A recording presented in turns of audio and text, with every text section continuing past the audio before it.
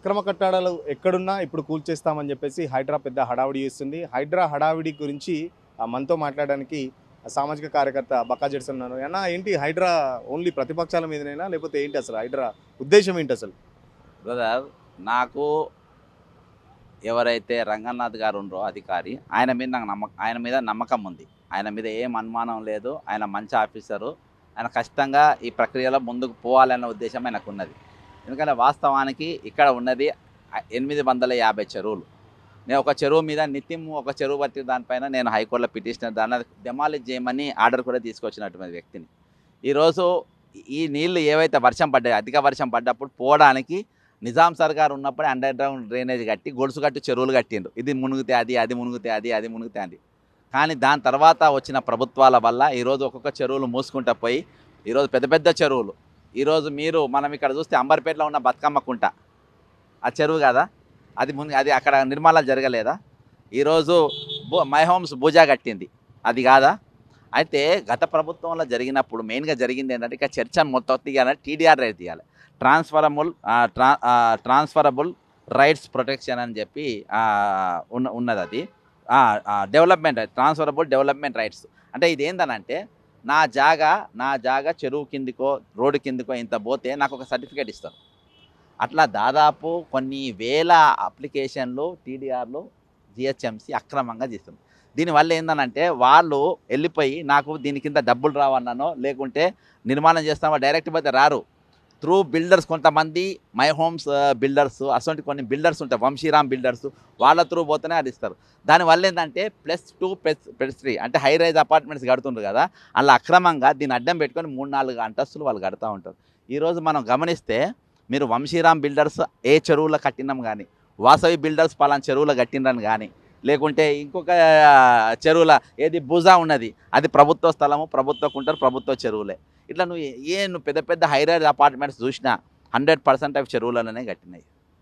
కాబట్టి ఈరోజు మీరు చిన్న చిన్న వాటికి గతంలో బీఆర్ఎస్ ప్రభుత్వం రాగానే 2015లో అయ్యప్ప సొసైటీలో అక్రమ నిర్మాణాలు జరిగినాయని కొన్ని ఎక్కడా గుల్లగొట్టినది కన్వెన్షన్ సెంటర్ దాకా పోయినారు. అక్కడ పోయినాక ఆపేసినారు. నాగార్జునది ఎందుకు ఆపినారంటే సినిమా ల్యాండ్ పైన పట్టు ప్లస్ అక్రమ నిర్మాణం కట్టబడ్డడం వల్ల వసూలు చేయడం. కాబట్టి మీరు చెరువులు కుంటలల్లో అక్రమంగా ఏదైతే నిర్మాణాలు చేసినా అవి కూలగొడుతో పాటు మీ టీడీఆర్ ఎవరెవరికి ఇష్యూ చేసింది అనేది గెలిగితే ఇవన్నీ బయటకు వస్తాయి. ఈరోజు నిజంగా మీ ప్రజలకు నమ్మకం కలిగించాలనుకుంటే గతంలో 2000 ఎంపీ అయిన తర్వాత 2015-16లో పెద్ద ఎత్తున ప్రెస్ మీట్ పెట్టి 3 రోజులు కంటిన్యూ ప్రెస్ మీట్ నడిపిన రేవంత్ రెడ్డి ముఖ్యమంత్రి గారు. ఏమనంటే మై హోమ్స్ రామేశ్వరరావు భూజాల్లో కానీ లేకుంటే అవతార్లో ఇవి చెరువులలో కట్టిండ్రని చెప్పేసి పెట్టిండ్రు. ఈరోజు నువ్వు ముఖ్యమంత్రి అయినావు, అవి లేచినాయి, అవి కట్టేసిండ్రు, మరి అవి కూడా గులగొట్టాలే కదా. నంబర్ 1. ఇప్పుడు చిన్న చిన్న గులగొడుతున్నారు కదా, కూలగొట్టడానికి ఆఫీసర్ ఎవడెవడు పర్మిషన్ ఇచ్చిండ్రు, ఏ డిపార్ట్మెంట్ పర్మిషన్ ఇచ్చింది, వాళ్ళందరి దగ్గర ఈ పైసలు వసూలు చేయాలి. వారు బిల్డర్ ఎట్లా కట్టిండు? అంటే చాలా మంది ఇక్కడ బిల్డర్ దగ్గర చాలా మంది మధ్యతరగతి కానీ లేకపోతే ఇంకో చాలా మంది కొనుక్కుంటారు. ఇప్పుడు వాళ్ళ పరిస్థితి ఏంది అసలు? ఎఫ్టీఎల్కి సంబంధించి కూడా ఎఫ్టీఎల్ పరిధిలో లేకపోతే బఫర్ జోన్లో ఉన్నది హైడ్రా చేస్తుంది కరెక్టే, కానీ అప్పుడు ఆఫీసర్లు వాళ్ళే అనుమతులు ఇస్తారు, ఇప్పుడు వాళ్ళే కూడా కొట్టడం. దీనికి సంబంధించి ఇద్దరి మధ్యలో మధ్యతరగతి వాళ్ళు నగిలిపోతున్నారు కదా. అదే చెప్తున్నా కదా, ఆఫీసర్లు అదే ప్రభుత్వమే రీపే చేయాలి వాళ్ళకు. ఇలా ప్రభుత్వం ఏవైతే కూలగొడుతుందో అక్రమంగా మీరు ఎవరైతే ఇచ్చినా వాళ్ళ దగ్గర నువ్వు వసూలు చేసి లేదంటే నువ్వన్నీ ఇయ్యి. ఇప్పుడు ఎవరో ఒకరు వాళ్ళకి కంపల్సరీ చేయాలి కదా. నువ్వు బిల్డర్కు వాళ్ళు పర్మిషన్ లేదు, వాళ్ళ బిల్డింగ్ నువ్వు ఒకటే చెప్పాలి.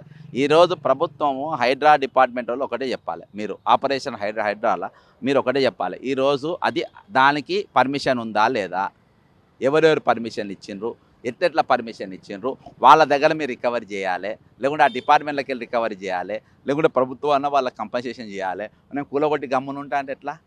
రేపు చిన్న చిన్నవి కూలగొట్టి పెద్ద పెద్ద వాళ్ళతోని 100% కుమ్మక్కు కాబోతుండు. ఈరోజు ఎక్కడ చూసినా ప్రభుత్వ స్థలాలల్లో ఈరోజు ఇవే జరుగుతూ ఉన్నాయి. ఈరోజు చాలామందికి మీ జాగాలు ప్రభుత్వంలోకి వెళ్ళిపోతున్నాయని చెప్పేసి రేవంత్ రెడ్డి ఆఫీస్కి వెళ్ళి ఫోన్లు చేసి మరీ డబ్బులు వసూలు చేసిన చాలా ఉన్నాయి. ఈరోజు 4 బ్రదర్సు ఇందులో ఇన్వాల్వ్ అయినరు, రియల్ ఎస్టేట్ వ్యాపారం లెక్క నడిపిస్తున్నారు. అందరు 4 బ్రదర్స్ గురించి మాట్లాడుకుంటే ఇంకొక తారా చౌదరి ఆమె తర కూడా నడుపుతుంది. గతంలో చాలా ఫేమస్ ఉండే తారా చౌదరి మర్చిపోతుండ్రు. ఈరోజు ప్రభుత్వంలో తారా చౌదరి పాత్ర కూడా ఉందని చెప్పి అనేక మంది అంటూ ఉన్నారు. ఆమె దగ్గర కూడా పనులు జరుగుతాయని అని అంటా ఉన్నారు. అంటే ఇంతమంది ఇన్వాల్వ్ అయ్యి ఇంతమంది బతకాలంటే హైడ్రా లాంటి ప్రాజెక్టు రావాల్సిందే. అంటే కేవలం ఇది అన్నదమ్ములు సంపాదించుకోవడానేనా హైడ్రా తీసుకొచ్చింది రేవంత్ రెడ్డి? మరి నేను అందుకని అంటున్నా బ్రదర్, అది కాదు ఇది కాదు వీళ్ళు ఎవరు నడుస్తలేదు అని నువ్వు అనుకున్నావు అనుకో, ఫస్ట్ గతంలో రేవంత్ రెడ్డి గారు నేను కావాలంటే నేను పిటిషన్కి వస్తా, అవతార్ పైన మై హోమ్స్ నిర్మాణాలు చెరువులో కడుతుందని ప్రెస్ మీట్ పెట్టినవా లేదా? పెడితే ఆ నిర్మాణాలు జరిగినాయా లేవా? జరిగితే మరి వాటిని నువ్వు ఎందుకు కూలగొట్టవు? ఫస్ట్ పెద్దోని కూలగొట్టు, అందరికి భయం ఉంటుంది. పెద్దోని కూలగొట్టు రాదు భయ్. రామేశ్వరరావు అనేటోడు గత ప్రభుత్వంలో కీలకంగా పాత్ర పోషించిండు. ఫస్ట్ ఆయన పోగొట్టు. అర్థమైందా? నాకున్నది ఏందనంటే అది కూలగొట్టద్దు, మై హోమ్స్ రామేశ్వరరావు దగ్గరికి పోవద్దు అని అమిత్ షా నాకు ఫోన్ చేసిందని రేవంత్ రెడ్డి గారు వీళ్ళు చెప్పుకున్నట్టు కూడా నాకు వార్తలు అందినాయి. ఇది వాస్తవమా కాదా? మై హోమ్స్ రామేశ్వర జోలికి పోవద్దని నీకు అమిత్ షా ఏమన్నా ఫోన్ చేసిందా ఏదో అది కూడా బయట పెట్టు. అదేందా బ్రదర్? ఈరోజు సిటీ అవుట్స్కర్ట్స్కి సంబంధించి కూడా చాలా వరకు ఫామ్ హౌస్లు మాజీ మంత్రులు కానీ లేకపోతే మాజీ ఐఏఎస్ ఐపీఎస్లు కూడా ఉన్నాయి. వాటి జోలికి పోకుండా కేవలం ఏదో మధ్యతరగతి వాళ్ళు లేకపోతే ఎక్కడేదో 4 ఫ్లాట్లు కట్టుకుంటే దాని మీద చూపెట్టడం ఎట్లా చూస్తున్నారు? బ్రదర్ నేను అదే చెప్తున్నా కదా బ్రదర్, ఇప్పుడు కుక్కని బెదిరించి చెప్పులందుకు కాకపోయినా కథ ఉంటుంది చూసినావా? చిన్నోళ్ళని బెదిరించి చాలా పెద్ద ఎత్తున ఈరోజు మధ్యతరగతి కుటుంబాలు కానీ లేకుంటే బిల్డర్స్ కానీ భయపడే పరిస్థితులు వచ్చింది. నేను అనుకుంటే ఆల్రెడీ చర్చలు కూడా మొదలు కావచ్చు, మా జోలికి రావద్దు మా జోలికి రావద్దు.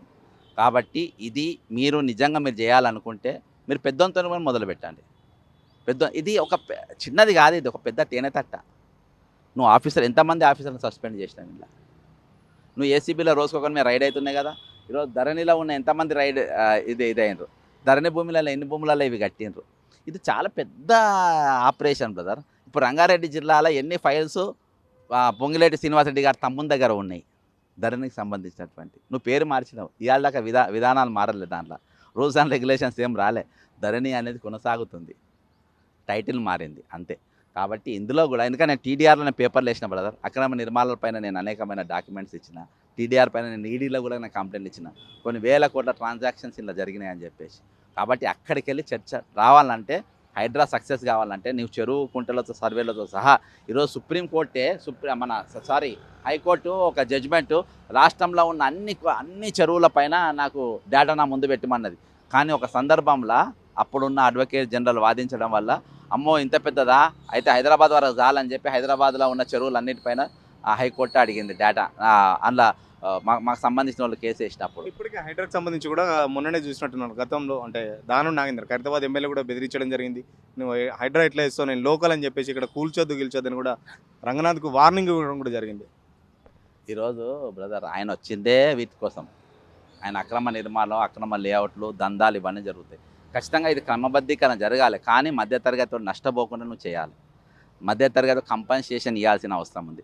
ఇంకోటి, ఈరోజు మున్సిపల్ మంత్రిగా రేవంత్ రెడ్డి గారు నువ్వు వచ్చినాక ఎన్ని బిల్డింగ్లకు నువ్వు అనుమతులు ఇచ్చినావు, అవి అన్నీ కూడా సరైన సందర్భంలో నువ్వు ఇచ్చినాయేనా, అది కూడా నువ్వు ఖచ్చితంగా రేపు దీనిపైన ఒక శ్వేతాపత్రం విడుదల చేయాల్సిన అవసరం ఉంది. ఇంకోటి, అరవింద్ కుమార్ అనేట ఆయన ఇందులో ఆల్రెడీ ఉండే, ఆయన మీద హెచ్ఎండిఏలు ఉన్నప్పుడు ఆయన మీద నువ్వు ఏం చర్యలు తీసుకున్నావో అది కూడా నువ్వు బయట పెట్టాల్సిన అవసరం ఉన్నది. ఎన్నెన్ని చెరువుల పైన కట్టినరు అవన్నిటిపైన ప్రతి ఒక్కటి బ్రదర్ ఒక డాక్యుమెంట్, ప్రతి దానిపైన ఈరోజు మున్సిపల్ మంత్రి నీకు వైట్ అండ్ బ్లాక్తో బయటికి రావాలి. లేకుంటే నీకున్న బ్యాక్గ్రౌండ్ బట్టి నీ క్యారెక్టర్ను బట్టి ఈరోజు తెలంగాణ ప్రభుత్వం అదే ఇదేదో బ్లాక్మెయిల్ చేయనీకే పైసలు గుంజనీకే పెట్టిండు. ఈయన వీళ్ళ నాకు రాత్రి బాజాబ్తో ఆయన చెప్తాను, నాకు తెలియదు కదా తారా చౌదరి అంటే ఎవరో నాకు తెలియదు. ఈరోజు మా నడుస్తుందనంటే మొత్తం వాళ్ళ కనుసనలో నడుస్తుంది అనేది అన్న తమ్ముళ్ళు ప్లస్ ఈ మీద కూడా ఈరోజు ప్రభుత్వంలో నడిపే కీలక పాత్ర. బిల్డింగ్ అనుమతులకు సంబంధించి కూడా ఆర్ ట్యాక్స్ అని చెప్పేసి పెద్ద ఎత్తున ఆరోపణ కూడా రావడం జరిగింది. ఒకవైపు అనుమతులు ఇస్తూనే మరియు వైపు మళ్ళీ హైడ్రా పేరుతో కూల్చడం, బెదిరించడం ఎట్లా చూస్తున్నారు? అదే బ్రదర్, ఈరోజు వాళ్ళని బెదిరించి ఇది చేయాలని నీకు పెద్ద ఎత్తున బ్రదర్ నేను రేపటి వరకే నేను కొన్ని ఇస్తా. ముఖ్యమంత్రి గారు గతంలో పెద్ద వాళ్ళ మీద ఏం మాట్లాడాను, నువ్వు అదే చెప్తున్నా. మై హోమ్స్ రామేశ్వరరావు కానీ వీళ్ళు కానీ లేకుంటే గూడ మైపాల్ రెడ్డి కానీ చాలామంది ఇక్కడ కబ్జాలు చేసి కట్టిండ్రు. వాళ్ళపైన వీటిపైన నువ్వు మాట్లాడు. ఫస్ట్ అక్రమ నిర్మాణాల పైన అక్రమ టీడీఆర్లు ఎవరెవరికి ఇష్యూ చేసిండ్రు, ఎవరెవరు అక్రమంగా టీడీఆర్లు కొన్నారు, వాళ్ళకు ఆ బిల్డింగ్లు ఎన్నెన్ని ఫ్లోర్లు వేసినాయి అవన్నీ కూడా కట్టు. 100 కోట్లకు మన ఈయన అదే అసలు మర్చిపోయిన రాజ్ పుష్ప కన్స్ట్రక్షన్స్ గురించి మాట్లాడు. ఆయన చెరువులలో కట్టలేదా, ఎక్కడెక్కడ కట్టిందో మాట్లాడు, అది కూడా బయటికి. ఫైనల్గా హైడ్రాకు సంబంధించి రంగనాథ్ని తన పని తాను చేసుకొని ఇస్తారా, లేకపోతే మధ్యలో ఈ పొలిటికల్ డిస్టర్బెన్సెస్ అనేవి ఉంటాయంటారా? ఖచ్చితంగా చేసుకోనియ్యరు. మధ్యలోనే ఆపరేషన్ ఆగిపోయే పరిస్థితి కనబడతది. లేకుంటే ఆయనకు ఆపరేషన్ ఆయనకు ట్రాన్స్ఫర్ అయినా చేస్తారు.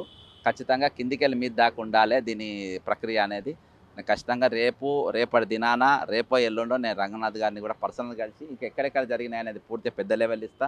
ఫస్ట్ మయోమ్స్ రామేశ్వరరావు అసొంటోళ్ళను చర్యలు తీసుకోవాలి. అప్పటిదాకా మాత్రము ఈ బుడ్డోళ్ళ మీద పోతే ఎవరు మధ్యతరగతి వాళ్ళని దెబ్బతీసే విధంగా ఉంటే ఎవరు కూడా నమ్మరు. ఈ ఈ ఈ ఆపరేషన్ కూడా ఎవరు నమ్ముతలేరు. కేవలం హైడ్రా అనేది రేవంత్ రెడ్డి అన్నదమ్ములు సంపాదించుకోవడానికి మాత్రమే కొత్త కంపెనీ ఒకటి పెట్టారని చెప్పేసి ఓ పక్క వాళ్ళే అనుమతులు ఇచ్చి వాళ్ళే ఆర్ ట్యాక్సులు వసూలు చేసి మళ్ళీ హైడ్రా పేరుతో కంపెనీలను లేకపోతే రియల్ ఎస్టేట్ వాళ్ళని బెదిరించడానికే హైడ్రాని తీసుకొచ్చారు. రంగనాథ్పై మాకు నమ్మకం ఉంది. బట్ రంగనాథ్ని ఇక్కడ పని చేసుకునేవారు చాలా వరకు పెద్ద పెద్ద కంపెనీలు ముఖ్యమంత్రి గతంలో ఎంపీగా ఉన్నప్పుడు చాలా పెద్ద ఎత్తున కొన్ని కంపెనీలపై ఆరోపణలు చేశాడు.